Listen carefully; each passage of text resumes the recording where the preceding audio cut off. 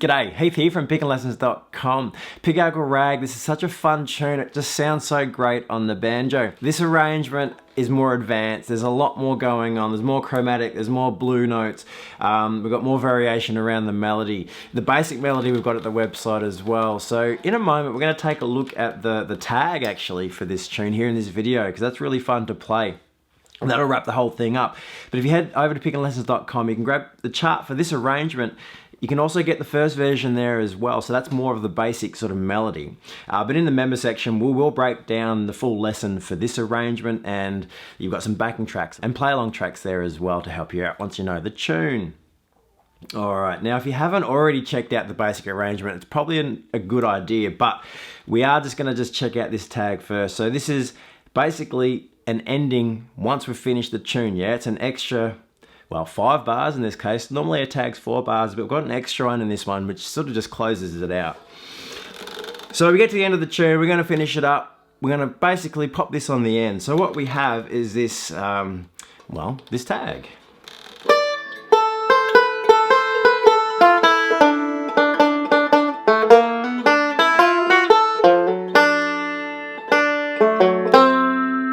Finishing on that C7 shape. So we're in the key of D, we're capoed up at fret 2, standard tuning otherwise, yeah? So we're capo 2, standard tuning, so we've got the A, and then from the capo there we've got the E and the A, the C sharp and the E. So that's our sort of basically open A tuning, but we're playing in D and we're using C shapes.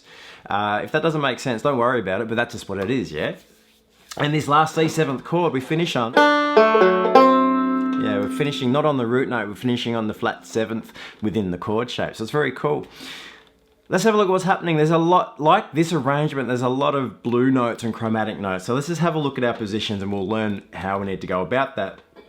So that 10th fret there, if you want to use your little finger, that's not a bad idea. You could use your 3rd finger, that's fine as well. But once we play this note on that first beat, we get this cool little roll, essentially, giving us some of those blue notes that we're talking about. So we've got that 10th fret there, then our thumb plays the open 5th string, and we get the roll. So the 10th fret there with our 3rd finger on string 2. 1, 2, 3, 4. Then we shift. So like in this arrangement, there's a lot of shifting we have to get around. And this one, as you shift, there's an open string that helps you out. So the open string is the time to move. So we've got the open 5th string to the 4th fret, and our 2nd finger into that 5th fret. That's the root note for this key. So, and some single strings. So this tune throughout has a bunch of melodic but also a bunch of single string techniques. A little bit of rolling throughout as well, but very melodic and single string heavy. Let's just play those first 2 bars. So we've got 10th fret, position change, single string. On this single string moment, on the offbeat, start with the index finger, then come down to the thumb. So 3 and 4 and 1. That way we'll line up on the first beat of the next measure there with our thumb, which is going to help us out as we continue this single string. Another position change. Open string, yeah, the open string. And continue the alternating between thumb and index. So this single string technique. Index, thumb, index, thumb, index, thumb with the hammer on. Now, we can switch this up because we're about to move. So the next note's index in a roll to the middle, then thumb to the middle. We're getting into some melodic territory now. Measure 29, from the beginning, measure 29. So thumb. Watch those position changes. As I mentioned, open string is going to help you get that left-handed position. Ready? And 1. Alright, we're closing it out. Measure 30. Here we're basically finishing within the C shape, yeah?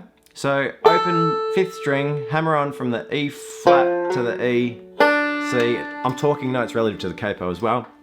So our E flat into E, into the C, holding that for the remainder of the bar. 1 and 2 and 3, 4. You could use your thumb index or thumb, won't really matter. Either way, holding that shape though for the next measure, measure 31, backward roll while we're holding that chord. But then back to the pinky for the flat 7th. So in this, again, B flat against the capo. B flat, so, and that closes out our C7th chord there. So let's play through this tag once slowly, remembering that we've got melodic, we've got single string, we have many position changes where an open string is our way of getting to the new position. Make use of those. Make sure you're confident with the new positions. We'll play it through slow, then you can go off and have a practice. So, measure 27, beginning of the tag. 3, 4.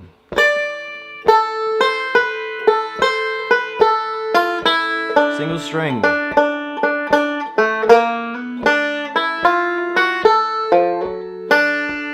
4. And there we are, there's the ending. Once more, a little bit quicker. 2, 3, 4.